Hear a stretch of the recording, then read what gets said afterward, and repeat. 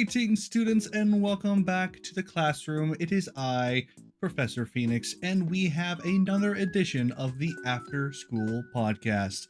Welcome. Please take your seats and open your textbooks to the chapter on AI-generated imagery. Very new chapter. It's at the end of the book. How have your Saturdays been going so far? Good to hear. Well, I have quite a few things to talk about when it comes to this very, very controversial topic. I mean, it's not the most controversial thing it could be, but I think it's a very passionate one. And I was thinking about it a couple weeks ago, and it just dawned on me that a lot of people just kind of write off AI as a whole, either in the case of AI in general or AI generated imagery.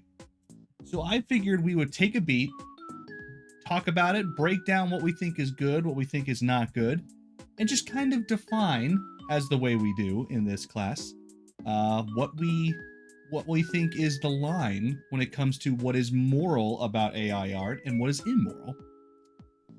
So I hope you join me and we'll figure this thing out together.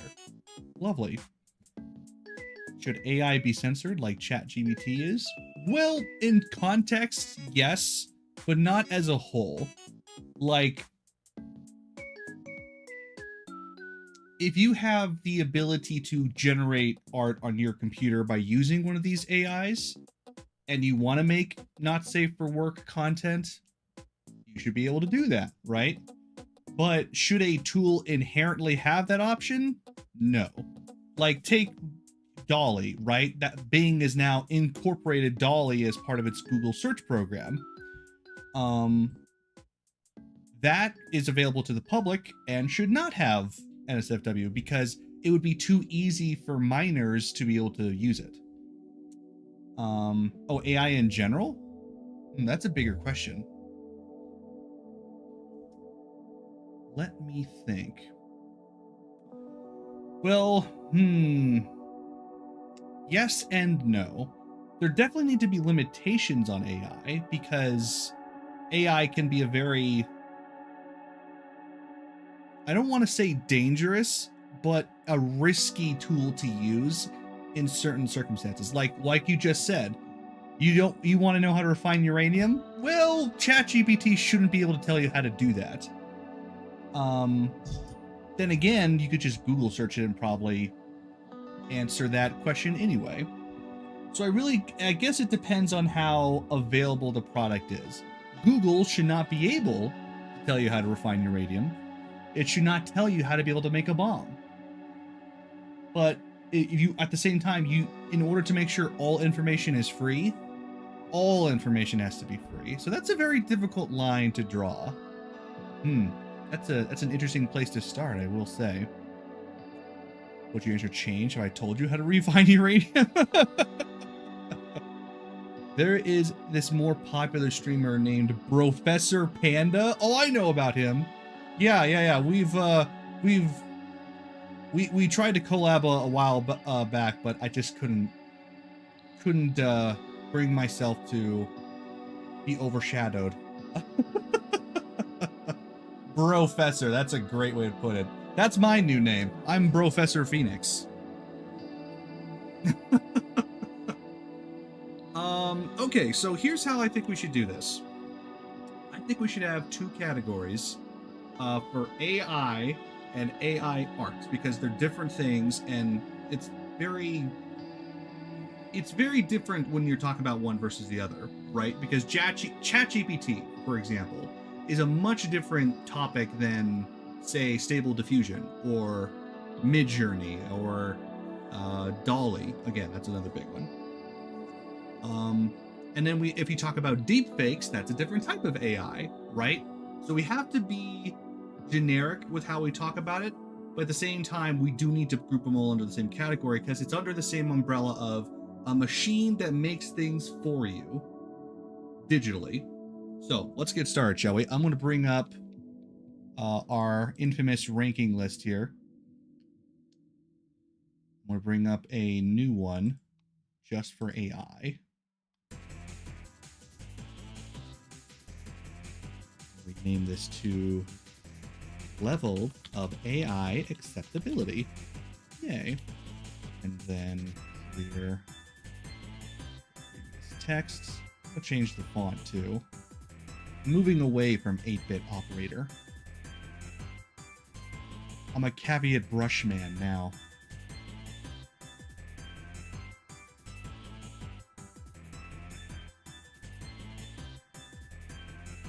Okay, so let's start with that, shall we? Should ChatGPT be censored? So let's just start with that.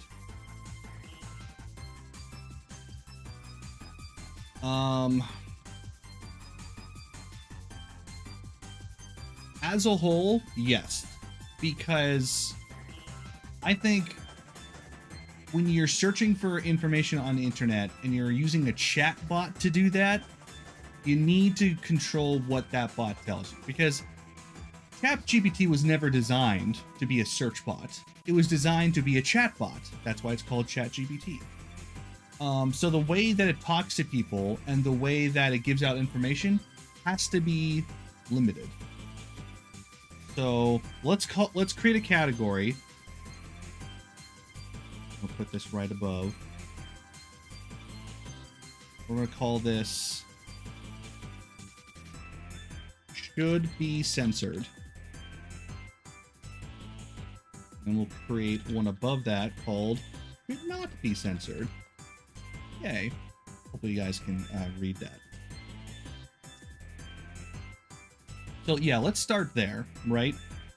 And AI comes in all sorts of different forms, right? Let's talk about deepfakes. I think there's another category below this. Moral / should be banned. These are the type of AI tools that, in general, should not be allowed to be used. And deepfakes come very close to this category. So we'll start right off the bat. Deepfakes without consent. This is the big one. Deepfakes without consent. I'll put another... No, that's fine. Yeah. Deepfakes without consent is probably as bad as it gets when it comes to AI content, right? Like, let's say someone copies President Obama, right? Or Biden or Trump and has them say whatever they want, uses visual imagery and makes them say all this crazy stuff, right? On that note, I'm also going to add AI voices without consent. That's a big one. What about tutor bots? I'll get to that in a sec. First, I wanted to find the extremes of both ends, right?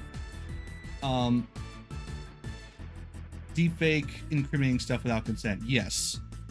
So that's the problem, right? These are things that can cause real damage.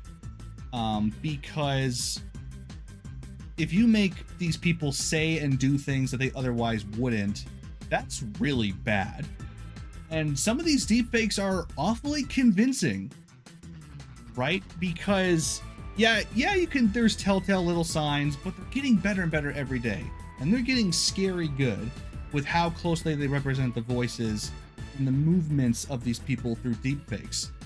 And you can make them do some very inappropriate things, some very dangerous things. And to do that without consent should not be allowed.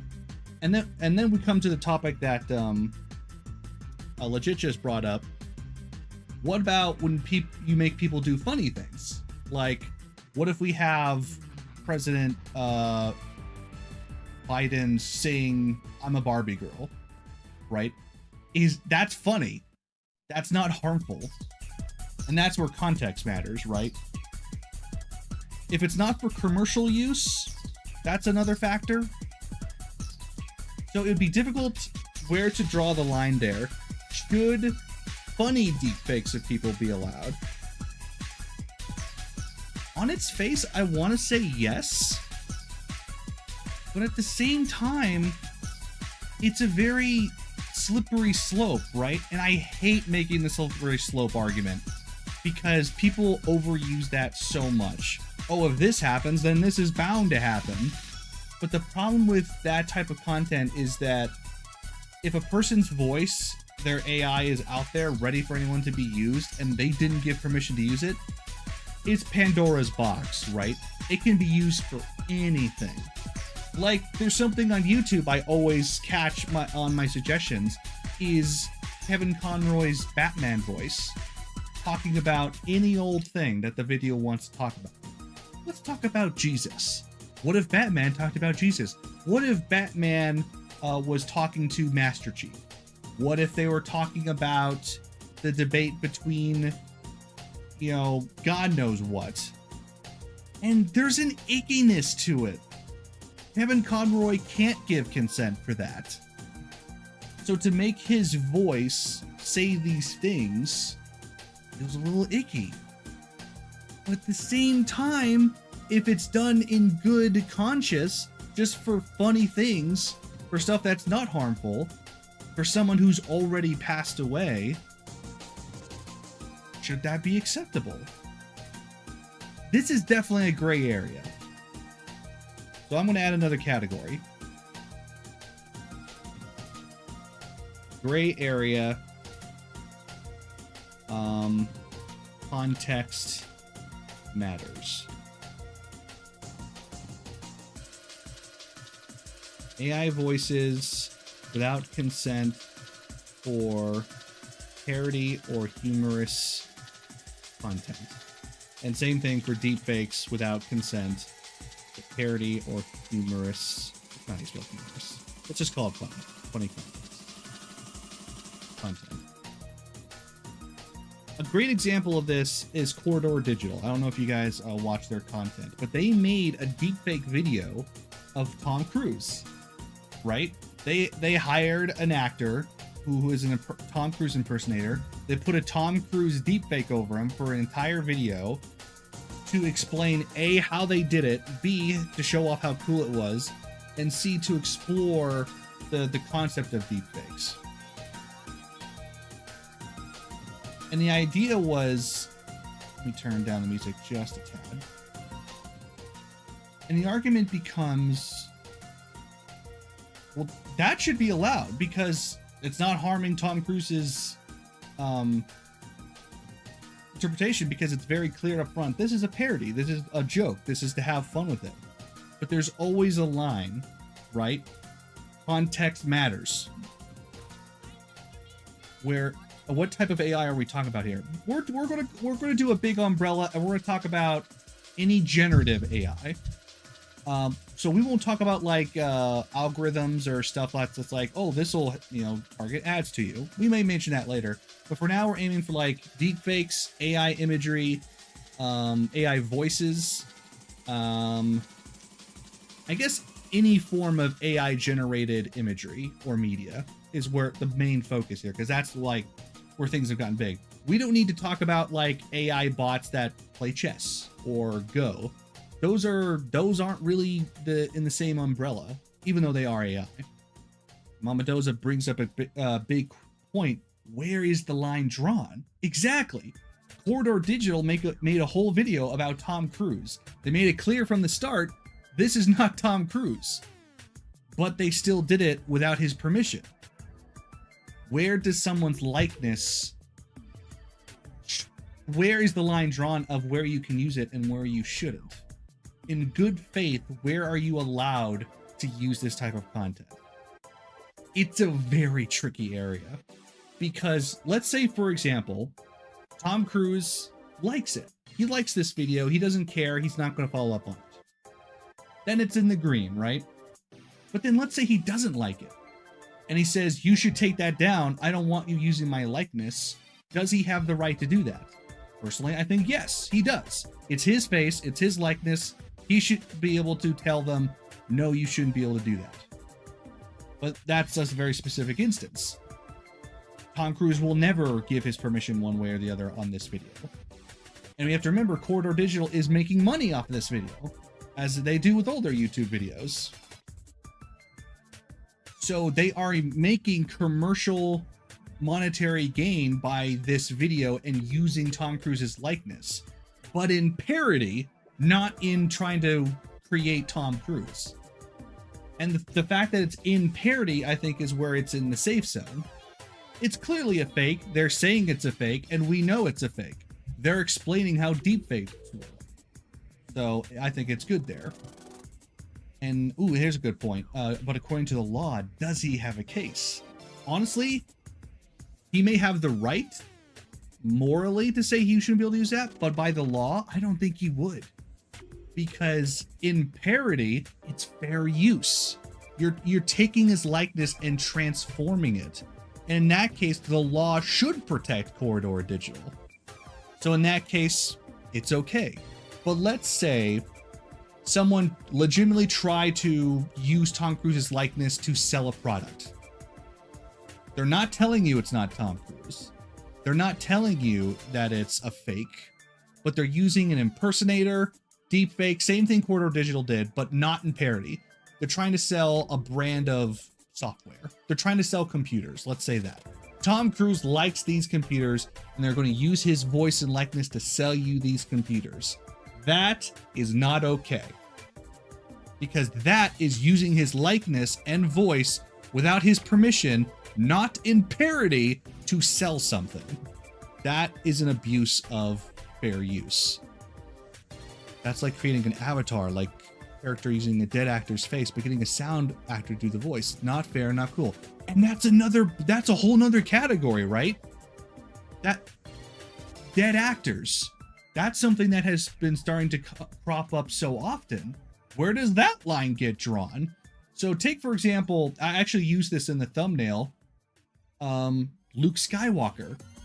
You know, people are using deepfakes of Luke Skywalker in actual media. Star Wars and Disney have hired actors and deepfake artists to recreate young Luke Skywalker, because obviously Mark Hamill can't look young anymore. So they use his voice, they use another actor, they put a deepfake over that actor, and Luke Skywalker is reborn in Star Wars. And in that case, I think it's okay, because obviously Mark Hamill's still alive, he's giving permission for this, and it's so much high quality to use this technology instead of trying to de-age Mark Hamill, right? That seems okay. But what about Leia? Unfortunately, she's not around anymore to give that type of permission. So when they did Rogue One and recreated Leia, should that be allowed? They had to digitally recreate her. They had to use a deepfake to try and recreate her likeness. They had to use an AI voice to recreate her voice, because she's not around anymore to provide that. And suddenly it becomes this, oh, is this okay? I mean, what if her family gives permission? Is that okay? So I think I'm going to put this in the gray area as well. I'm going to call this deepfakes / digital recreations of past actors without consent.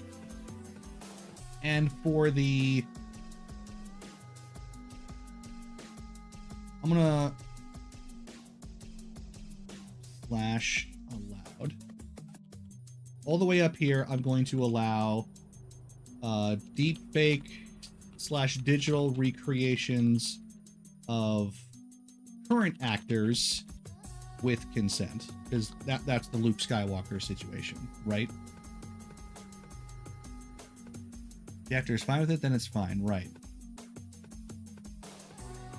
According to the let me just go through the messages here.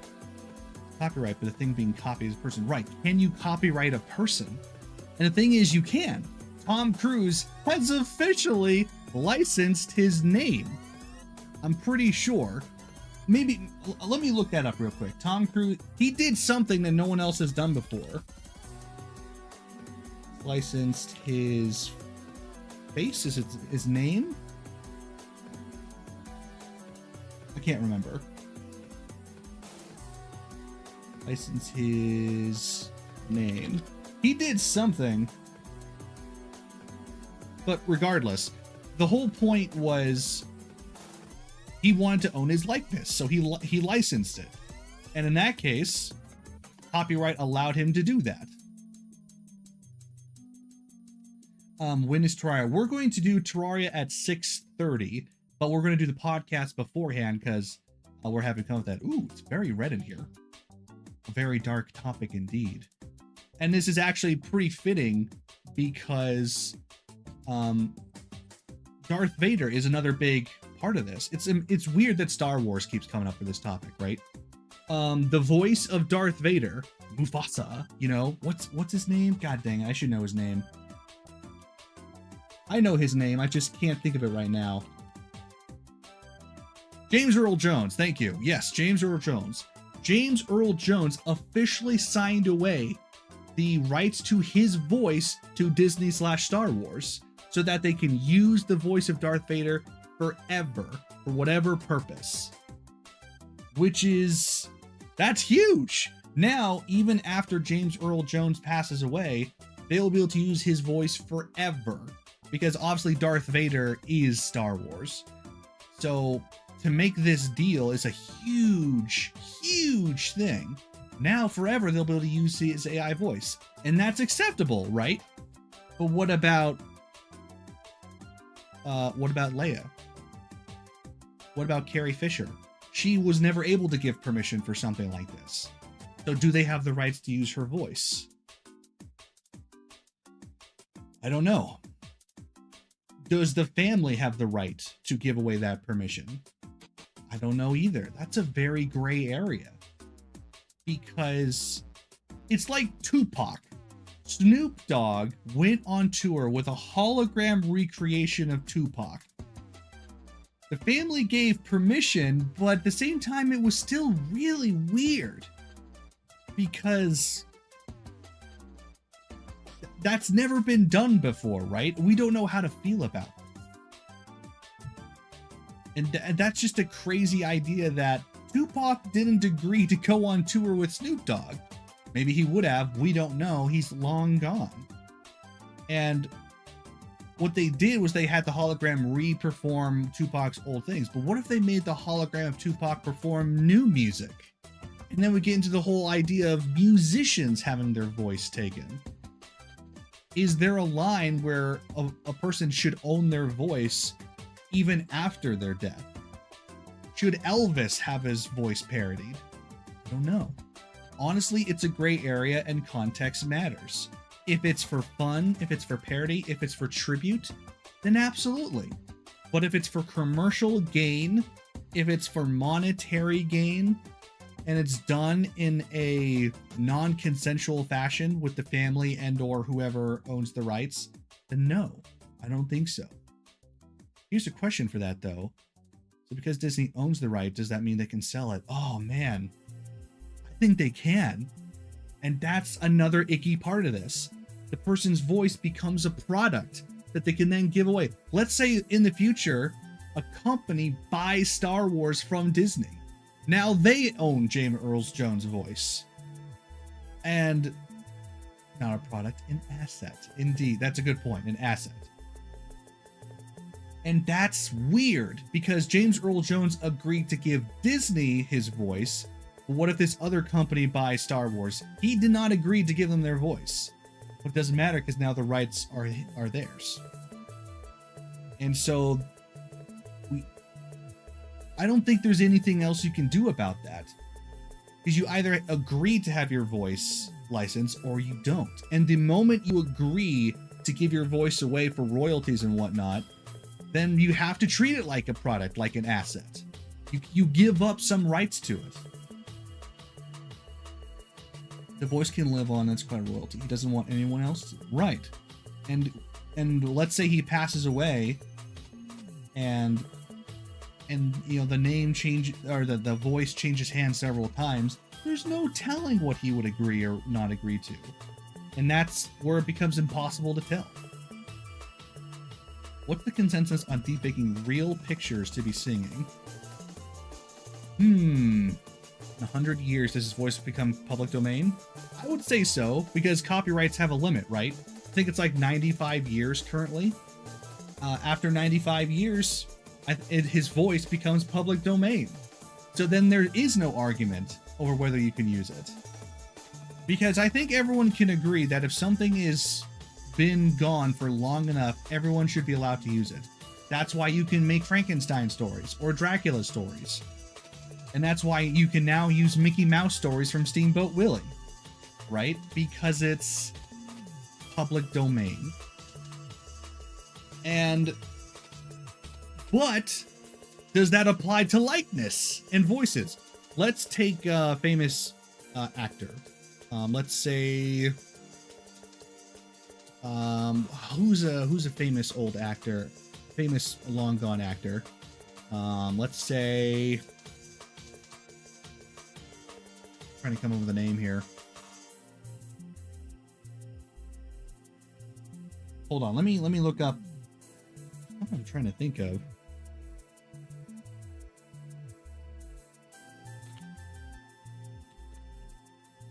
John Wayne, that's who I'm trying to think of. Yeah, Steve McQueen, right? These guys are long gone, and eventually 100 years is going to pass.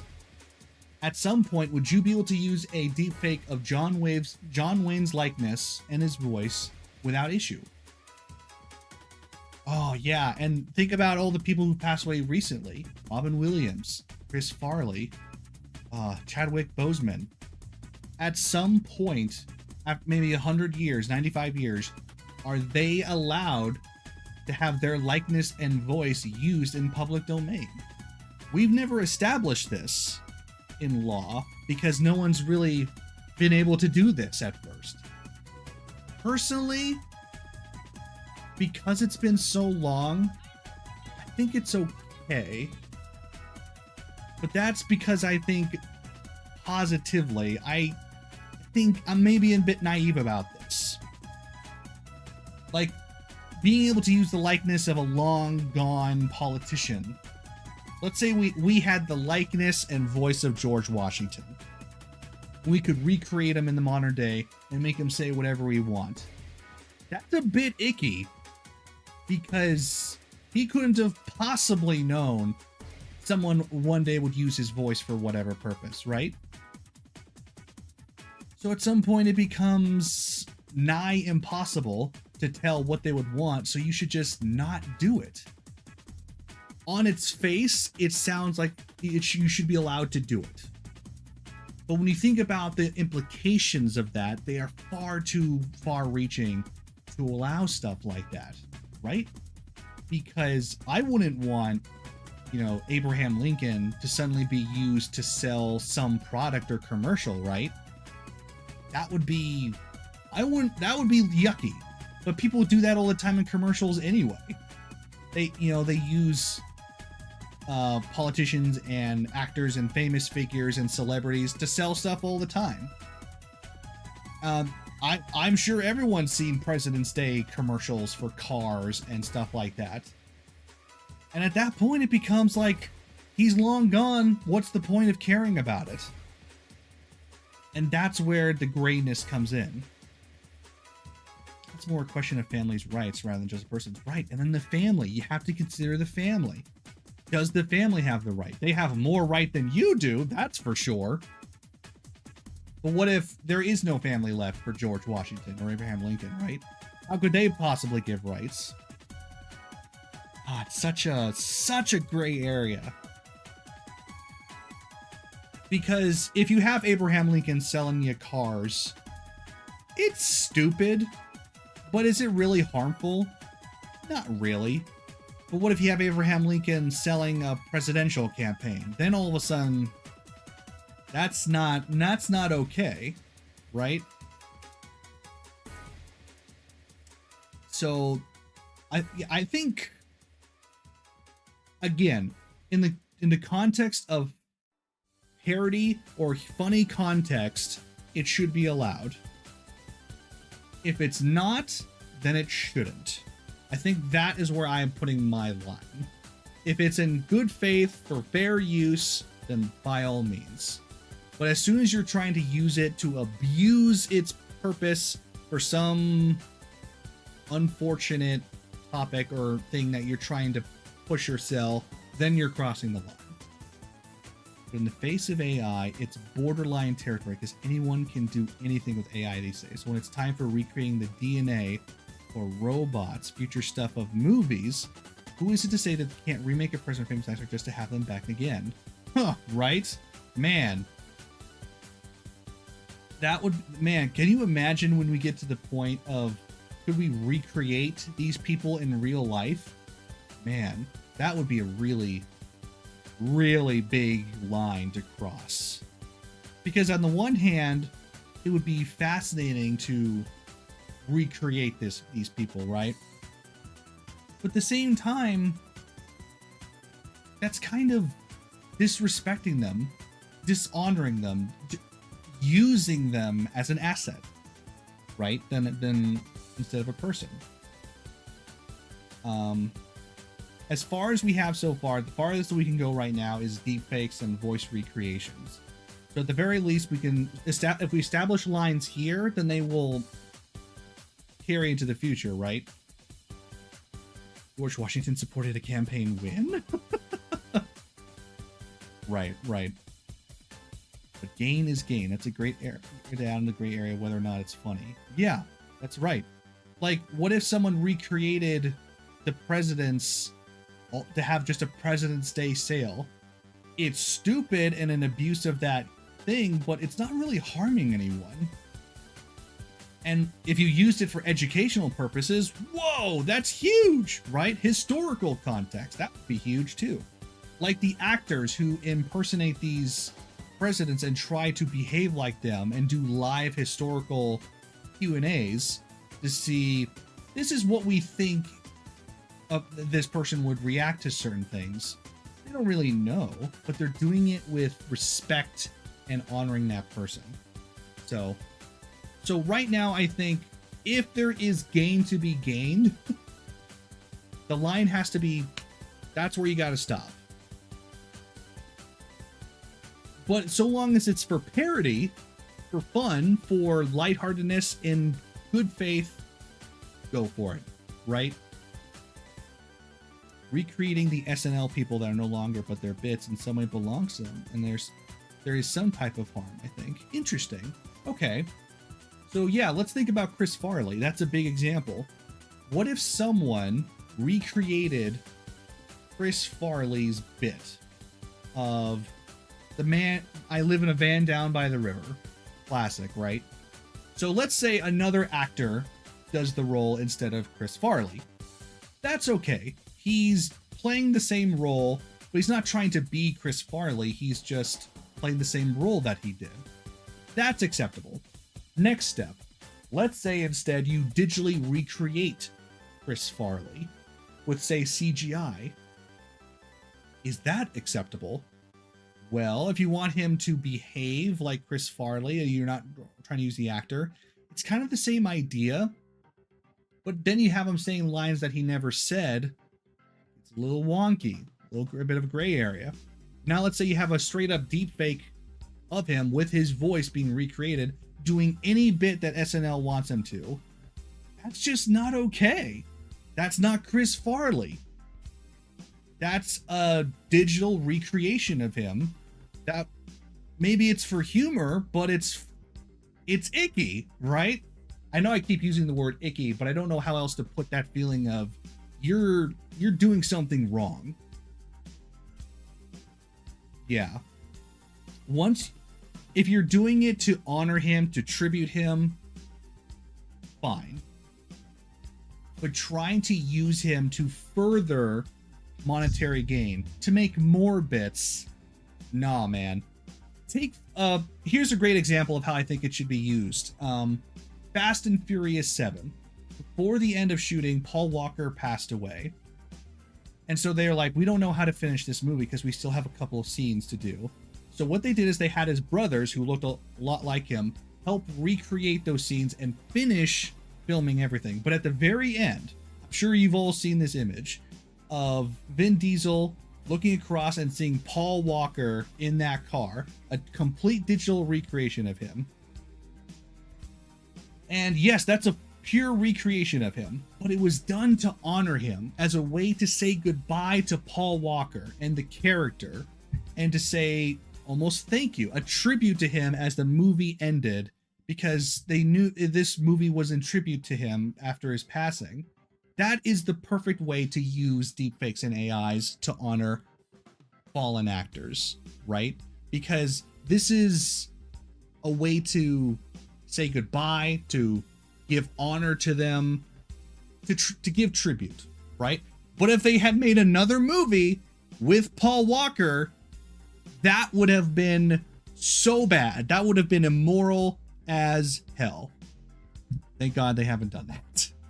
It was done tastefully with purpose. Exactly. Okay, so I think that is good covering the deepfakes and the AIs, right? I think it's pretty easy to say in general, if deepfakes and AIs are dangerous, but if they're kept to respectable zones, then it's okay. Now let's talk about AI generated art, because this is a very interesting topic, and I am seeing so many posts about this on Facebook about AI art being completely banned by artist communities. I have fan communities from Final Fantasy and Star Wars and Marvel saying, if you post AI art here, you will be banned. And I just think, why? Why is there so much heat against AI art? So let's dig into that. So if you guys haven't been paying attention the last couple of years, AI art has transformed to a new level of being able to generate anything that the mind wants. That's a right. It's a freedom to express oneself. That's true. Yeah. Obviously, if they don't want it in their posts, they're free to do that. But I'm interested as to why so many people don't like AI art to begin with. And it reminds me a lot of the conversation around CGI when it first came out. Because when CGI was first coming around, Toy Story, right? That was the first movie made completely in CGI. And artists were so scared of CGI because they thought, oh no, this is going to completely replace typical artistry and the jobs of so many people. And what ended up happening was that, yes, CGI did end up replacing a lot of these parts, but at the end of the day, artistry still has a huge purpose in the entertainment industry. Concept art, visual sketches, movies that are still hand-drawn. And we have to remember, from Toy Story, even that example, the concepts of those characters came from concept art. Came from artists who had to draw them out. I would say AI art is the equivalent to drawing. I personally agree. I think AI art is being attacked way too hard because it had controversial beginnings, because of the implications of what it has for the industry. And there, yeah, that's perfect. Mama Dozy hit it right on the nose. It's fear. People are scared about how this is going to change things. Because let's say I'm a struggling artist. I'm trying to sell people on my art style. I'm trying to get signed to a comic book, to a newspaper, to a movie, TV show, just anything. Whatever I'm trying to get into. I'm trying to sell commissions to people. And suddenly this tool comes out that can do my job for free. That would be a very scary thing to address. People are afraid of AI. Art is to so many. Are things you can physically do or touch and create. AI goes beyond what so many can't do. Exactly. And take it from my perspective, I recently created presents for my family to digitally recreate them using AI in their favorite art styles. I would never be able to do that. I'm not an artist. But this AI allowed me to do that. And not only do it, but do it for free.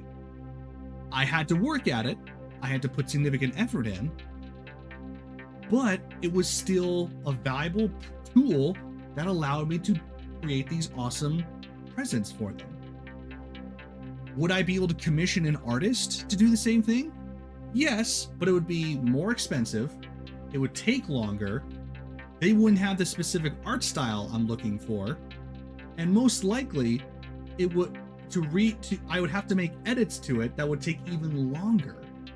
So they're not necessarily doing what I want them to.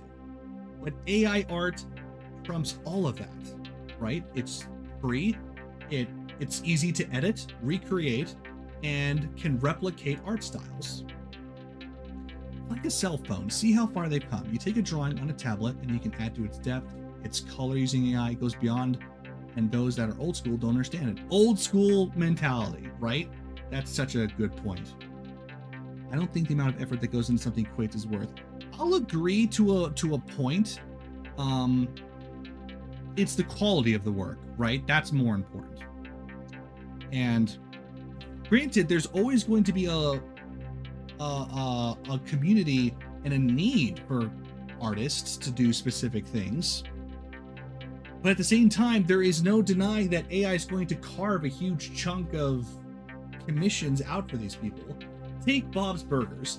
I wanted to make a digital recreation for my brother because he's a huge fan of the show. I wanted to make him in a Bob's Burger style. I thought, well, I could probably commission an artist to do this. I could also do it for AI. And that was the first time I thought, which one should I choose? I didn't end up doing it because I went with another plan, but that's just a very important aspect that this is true. AI will cut down on commissions, especially for specific art styles. But at the same time, it's not going to eradicate it. It's just going to change. Say AI art is closer to the invention of the electronic factory, where artisanal crafts are generally higher quality, but factory-produced goods are cheaper and faster. Problem is, art is a commodity and not a consumer good. That's a good point. Let's agree, AI art is cheaper, but it's also less quality. Because an artist is going to get it right much more of the time than an AI will. Because an AI is a machine, it doesn't understand what art is, it's just going to, bloop, there it is, right? And it can come up with some really gorgeous things. But it can also give you 6 fingers because it doesn't understand what a freaking hand is, right? It's cheap manufactured art. That's a good way to put it. Let's see. Just want to make sure I'm not missing any messages here. Art is such a complex subject itself, especially but AI, some people only work in AI because they've never known charcoals and sketchbooks, their expression, their vision, their taste. That's true. There is a humanity to art that AI could probably never really capture. Like, yes, you could use AI to replicate Van Gogh's art style and put it to whatever image you want. That's something that has been around for a long time. It's not really a Van Gogh artwork, is it? Because the man himself didn't draw it. And the way he drew was just so unique and so passionate and so eccentric and deep that you could never recreate that with AI. You can copy it, but it's the equivalent of a copy and paste, right? But just because of that doesn't mean that AI should be dismissed entirely. Let's see, if I die, my family misses me, and they find a company that can recreate my voice as an AI chatbot for money, is that okay? Ooh, that's an interesting one. Profiting off of grief doesn't seem too moral. Yeah, the company who did stuff like that, it would be simultaneously a very kind thing to do, but also very immoral to do. I mean, I guess if you're doing it with permission, it's fine because people are commissioning you for that. But again, is it okay to do that? I don't know. Personally, I wouldn't think that's okay. I mean, yeah, that's a sci-fi concept, right? To recreate someone who's passed away as this voice out there. It's like that's the whole movie plot of what's it called? Transcendence. Character dies, his mind is uploaded to a computer and he becomes an AI, right? But that's a sci-fi movie. I won't get too far into that. I also would like to drag into the table Pop's AI endeavor. Oh my god, that's so relevant. Okay, but before we go any further, let me put digital art in one of these categories. I think AI art is in the same category as gray area and context matters, and here's why. Because AI should be allowed. It's a great tool. It's very powerful. Hi, Constant. How's it going? But there is something that AI can do that has to be regulated very carefully. The ability to copy styles. We cannot deny something. When AI first started, it was created, AI art was first created. It was done by training on the internet's collection of imagery. Half of those are copyrighted. And there is no denying that they did this. They took every image and trained on every image they could find on the internet, most of which was copyrighted, which means that they could copy any art style out there that was distinctive enough. People could type in, I want to copy the art style of this dude, and they would be able to do it. That's not okay under any context. It's cool, but you shouldn't be able to do that without the artist's permission. So once again, it comes into that context. So let me do AI art without consent. No, I'll just leave it as AI art. It's too complicated. So art is not a consumer good. What do chefs work for? Interior designers work for? Art is 100% a consumer good. Well,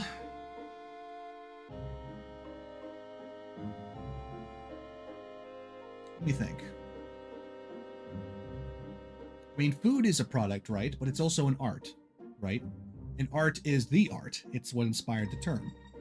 It's a visual product, not the same as food, but it is a consumer product, just not to the same degree as, say, food.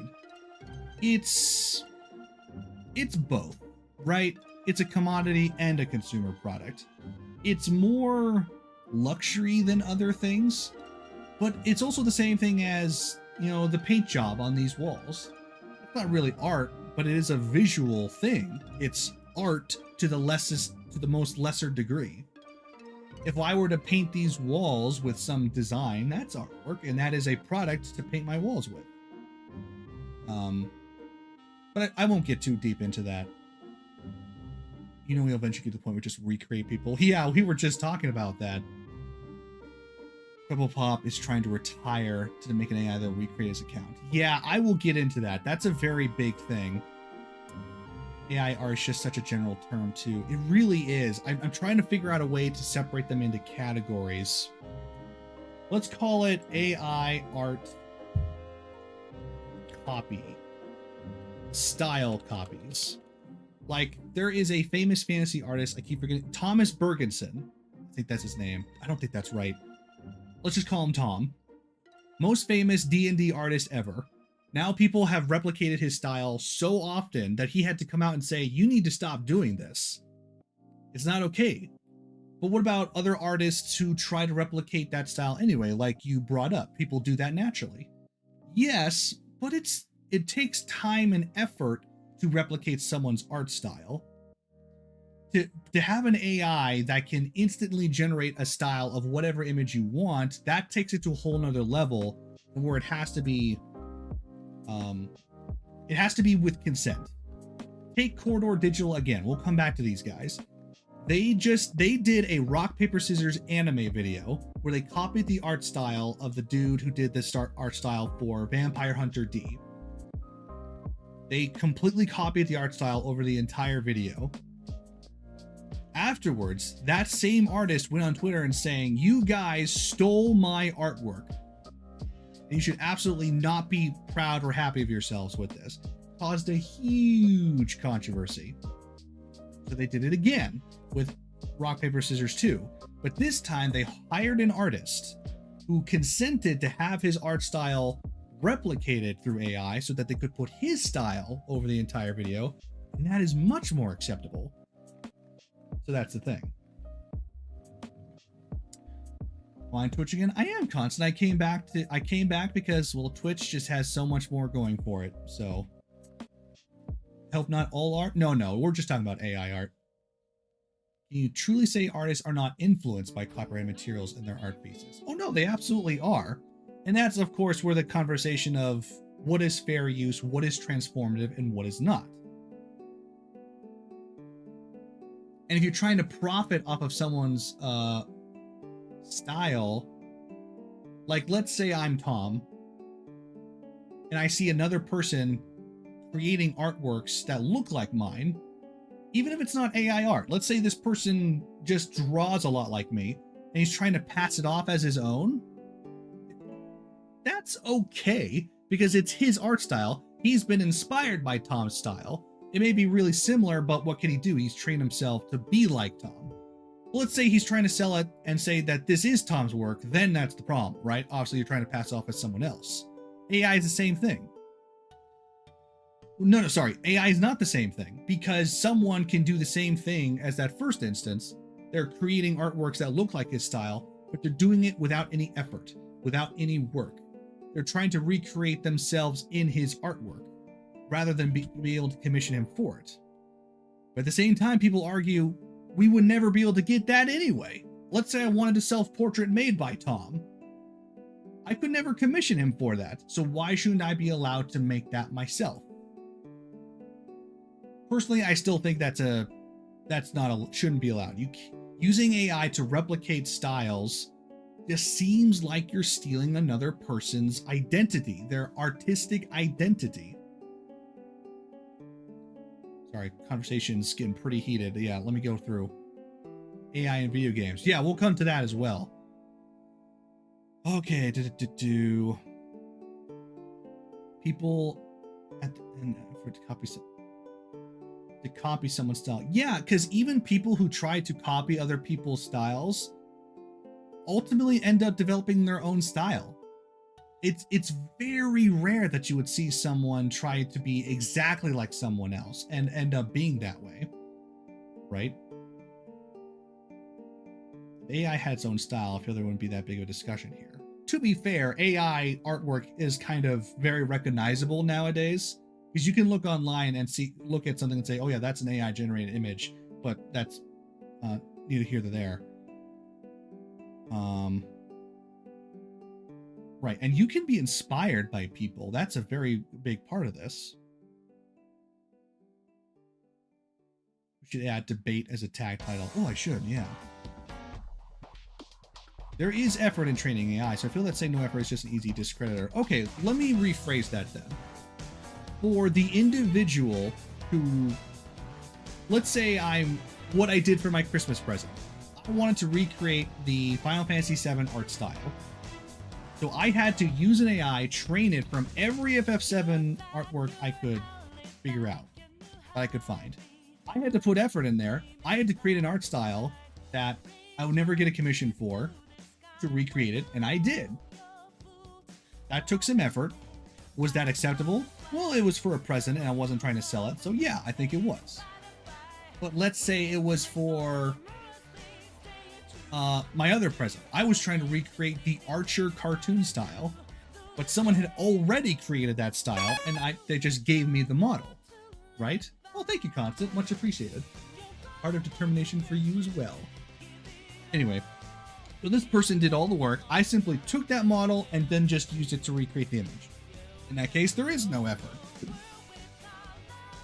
Is that more acceptable? I don't know. It's acceptable because I'm giving it as a present, not for money or anything. But let's say then I tried to use that to sell those images. That wouldn't be acceptable.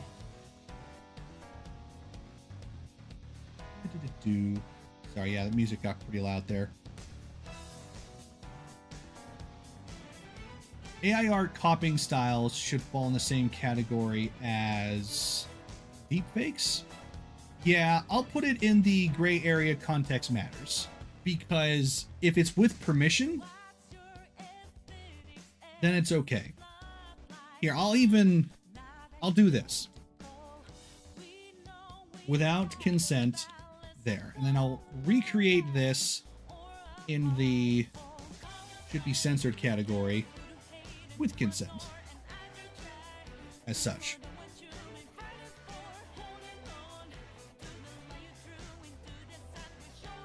self-expression and satisfaction of doing something for yourself. That's very true. And who dictates good intent? Another good point. You just kind of have to take it case by case.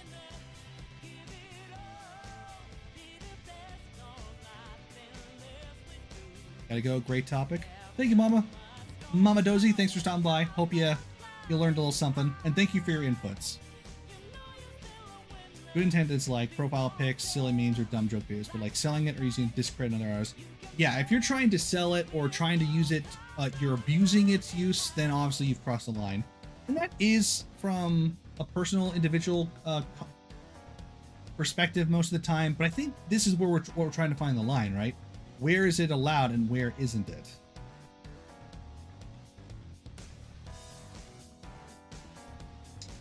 So, what's a great example I was just thinking of?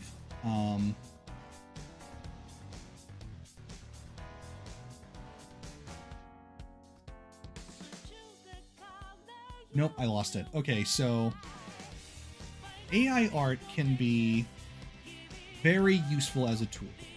Take my my new goal bar asset.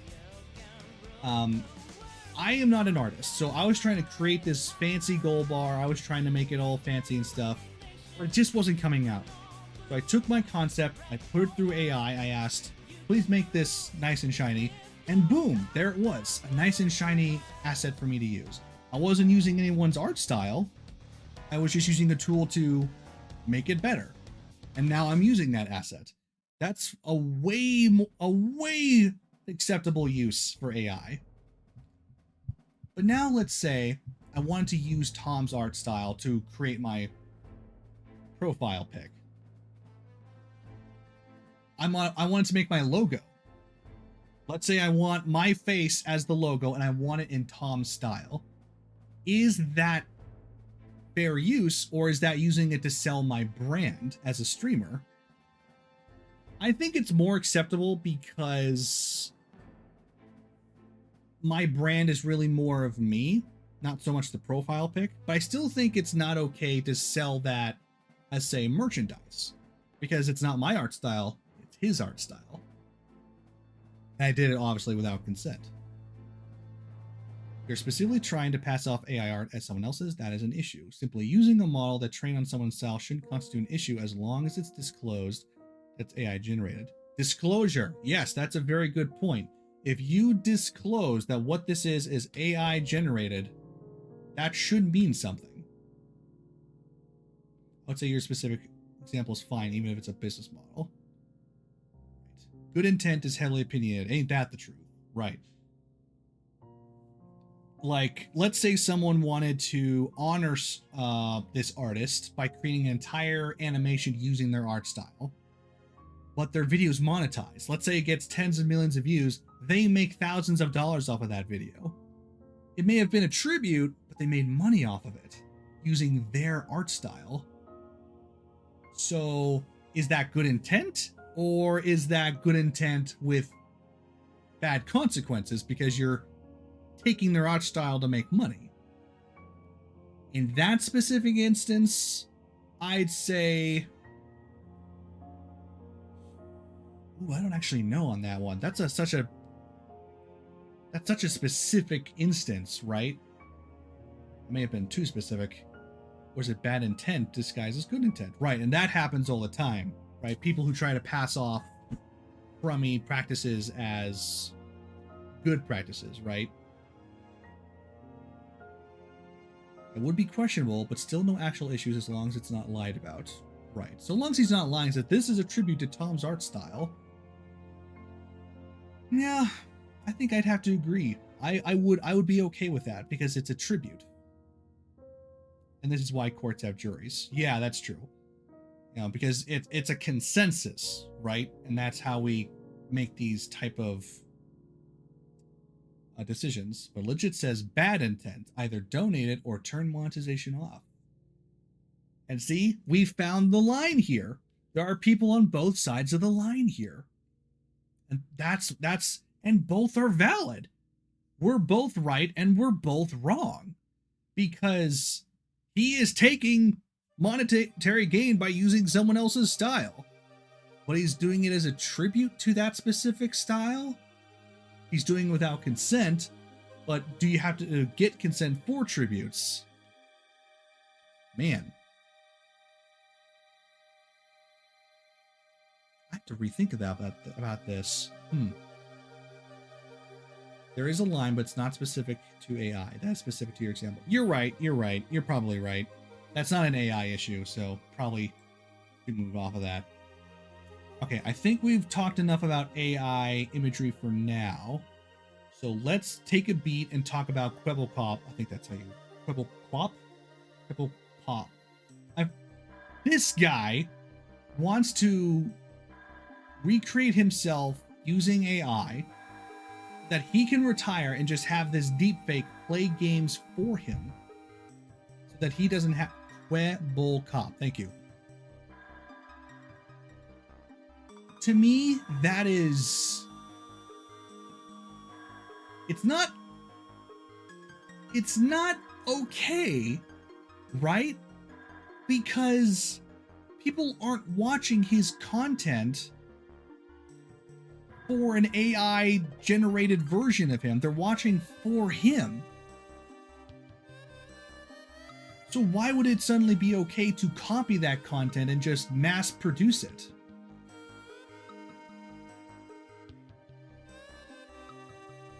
Like, that just doesn't seem okay on any level to me. If you remove the emotional aspect of example, say a short that is trained on someone else's art is monetized, I would personally have no issues with that being monetized. Alright, that's fair. Yeah, some people... Sorry. Automation was doomed to reach every job. Yeah, isn't that the truth? So, personally, if someone watches that content, I suppose it's okay, you know, to each their own.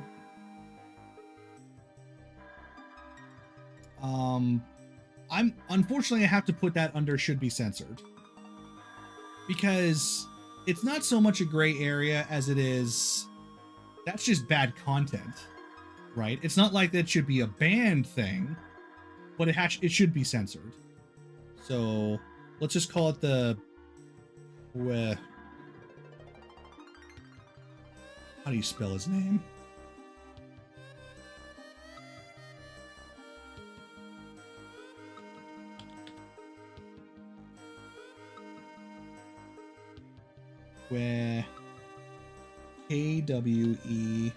Kwevebelk.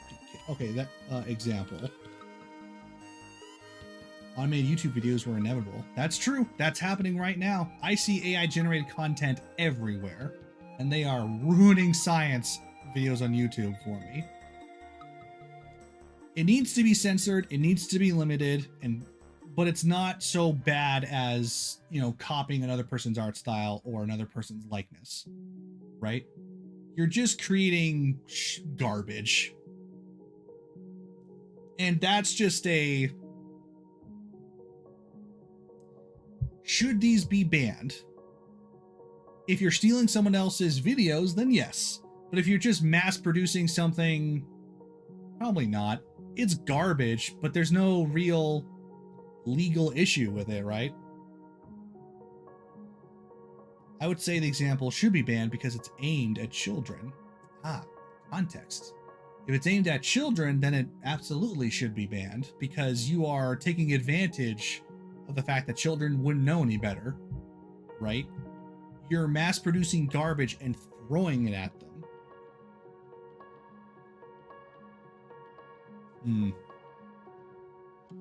Should be banned. Is it inherently immoral to recreate content on YouTube, for example, with AI? So let's take something that has recently come up a lot. Science videos. There are entire channels, hundreds of channels, mass producing science content. They use generic science B-roll. They use the imagery of Neil deGrasse Tyson and Michelle Kaku and all these other science people as thumbnails. They use AI generated voices to narrate the stuff. Oh, the Deep Space Telescope, discovered this, which has huge implications for what the Big Bang Theory is. And there are some that are copying the videos of other science YouTubers, right? Like Kyle Hill. Those are problems, those should be banned. But what about the ones that are just creating mass-produced garbage? Should those be allowed even though they are crap? Because they're making the people who make them lots of money. But are they necessarily targeted children or just to the widest possible audience? Personally, I think it's to the widest possible audience, which includes children.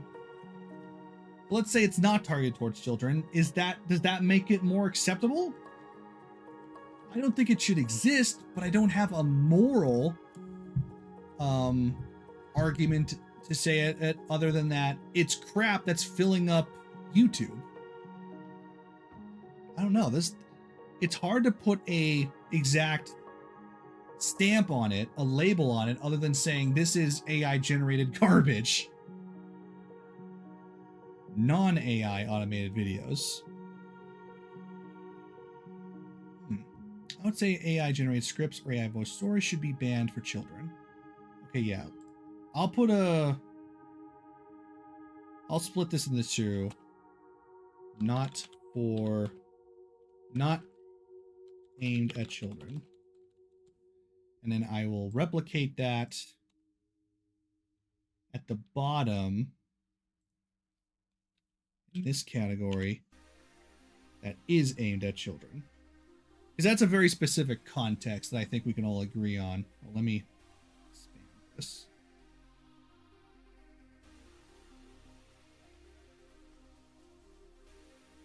It's so small.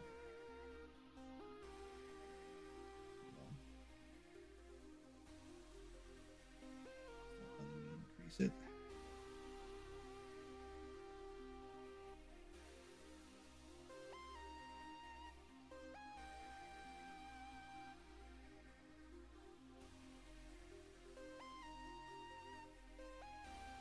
Rovan Depar, which is basically a guy who puts a clip of himself and then a slideshow of like a Stack Overflow question and its answer. He posts like thousands a day, which keep in mind, these are like 2 to 3 minutes long. So it's like days of content in a day of posting. He has over 2 million videos. Holy crap.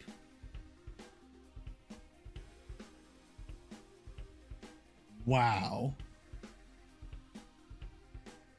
That's freaking crazy.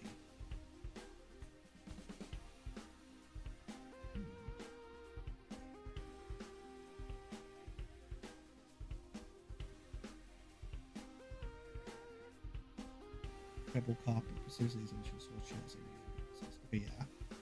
So I'll take off. I'll just add ESC example for this top one, since I don't know how else to specifically call it. No, let's call it AI automated videos. I think that's fine.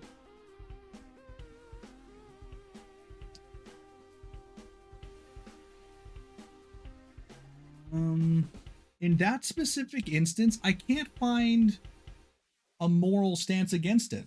He's mass producing videos using AI, but he's doing it with his own content, so I think that would be fine. When is the age of AI VTubers? Funny story, there's already kind of one. I don't know if you guys watch Vidal, as this AI calls him. Who has an AI that he has trained to be a VTuber, but he's the one controlling it, and he's become the biggest streamer, one of the biggest streamers of last year. And his AI VTuber, who can sing, read scripts, and answer chat, became the biggest female streamer of last year, which is freaking crazy. But I think that's fine, right? So long as it's censored and controlled. Cannot understand why this text box won't increase. It's bugging the crap out of me. I need to make it bigger? Why? It's originally made to play Osu. That's true. He made it specifically to play a specific game, and then he expanded it and it kind of blew up. Because at first it was just a game bot, right? But then he put a VTuber model over it, and then he had it become like an actual VTuber streamer, and now it's its own thing where it answers chat, it responds to people who talk to it, and it can sing, and it can do a whole bunch of other things. And he tries to train it to play other games as well, but regardless, I hate this text box.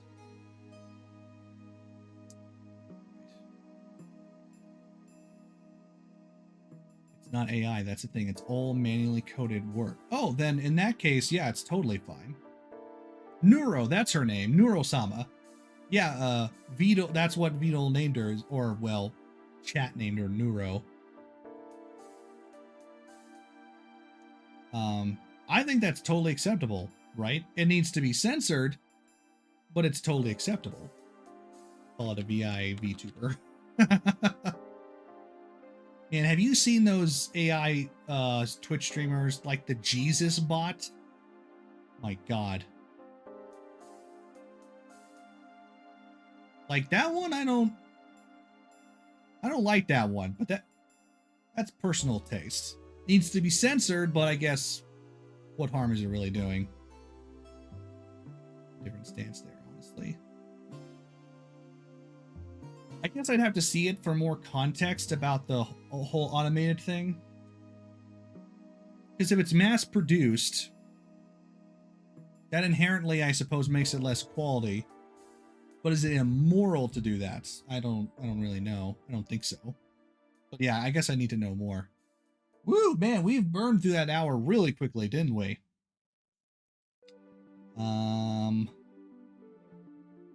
We were going to talk about another thing. I don't think we've got time. Oh yeah, AI in games. Let's do that real quick. Where would we put AI generated content in games? Like, let's take, for example, procedural gaming as its own thing, right? And we're okay with that because it's programmed, it's an algorithm, and it randomly generates stuff. But what if an AI created stuff like that? What if there was an AI responding back to you as an NPC? What if there's an AI who is analyzing your gameplay and is adjusting the game accordingly? How acceptable is that? I don't really know because we don't have really great examples to pull from. On its face, it seems okay, but I know that there are some examples of that would not be a great idea, because I heard this story of Sony patenting this software that would watch players who were struggling on games so that it would know when to sell them easier difficulties that would be paywalled, which just is the most scummy thing I can think of. And it would be AI who, decide when that happens. But, people label stuff with AI so much, I don't even think if that was AI. Who knows? Opinion on using AI to make manually made art look slightly better. I think that's totally acceptable. Yeah, upscaling, remaking, applying different styles to it, by all means, because it's a transformative thing. Totally acceptable. Like, I see 4K resolution upscales of Star Trek videos all the time. That's really cool. Why not, right? The cool game I'd like to see is a game that adjusts itself to fit the player's need, or in other words... Constant, thank you so much for subscribing! Thank you so much, I appreciate that. Nice. In the far future, we're going to have AI podcasts talking about manual podcasts. Aw. Thank you so much, Constant. Now we are one subscriber more. Another enrollment in the classroom. Oh, I'm so popular. Okay, I am basically out of time. I've got to make food. I got to prepare for the Terraria stream. So we are going to have to take a pause here. We can revisit this next week if you guys want to talk about it more, because we have gotten quite a list here. I'll try to figure out how to make this text box bigger, and we'll go from there. Thank you guys so much. I hope you had fun talking about AI for a whole day. We had a lot to talk about. This is certainly a very deep topic. I haven't eaten yet? No, I didn't get the chance. just my own problem. And one last thing from Caster Thing is we will need to differentiate between AI levels of intelligence. A procedurally generated world, an AI generated piece, and a game run by AI are three completely different levels of AI. Man, that is so true. Like the depth of the AI is so important. Like an AI that can play chess is completely a different program and software than an AI who makes artwork, right? They're two different things, but we call them both AI. But they're not really the same. So we do have to create that differentiation. So for AI games, we'll have to revisit that and pull from specific examples just so we have a better way to talk about it. Because right now I'm just kind of pulling things out of my head. It's nice to listen to. Well, thank you, Blizzard. Much appreciated. All right, I'm going to take a break here. We will be back in about 30 minutes. We'll have to delay Terraria stream a little bit. So I got to make food. I got to make the thumbnail. All that good stuff. And we'll pull it from there. All right, thank you guys so much for stopping by for the After School podcast. The actual class will start about 30 minutes. I hope to see you then. And if I don't, you have a great weekend. Enjoy yourselves.